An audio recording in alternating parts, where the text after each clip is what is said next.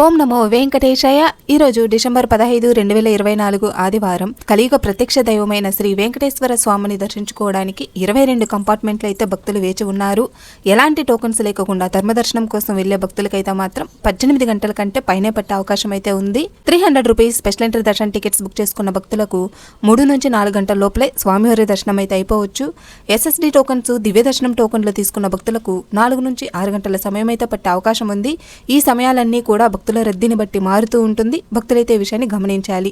ఎలాంటి టోకన్స్ లేకపోయినా కూడా ఆఫ్లైన్ లో తిరుపతిలో మెయిన్ బస్ స్టాండ్ కి ఆపోజిట్ లో ఉండే శ్రీనివాసం కాంప్లెక్స్ లో, రైల్వే స్టేషన్ కి బ్యాక్ సైడ్ లో ఉండే విష్ణు నివాసం, అలిపిరి దగ్గరే ఉండే భూదేవి కాంప్లెక్స్ లలో ఎస్ఎస్డి టోకన్స్ ఉదయం 2 గంటల నుంచి అయితే ఇస్తారు. అలాగే శ్రీవారి మెట్ల మార్గంలో ఉదయం 6 గంటల నుంచి టోకన్స్ అయితే ఇస్తారండి.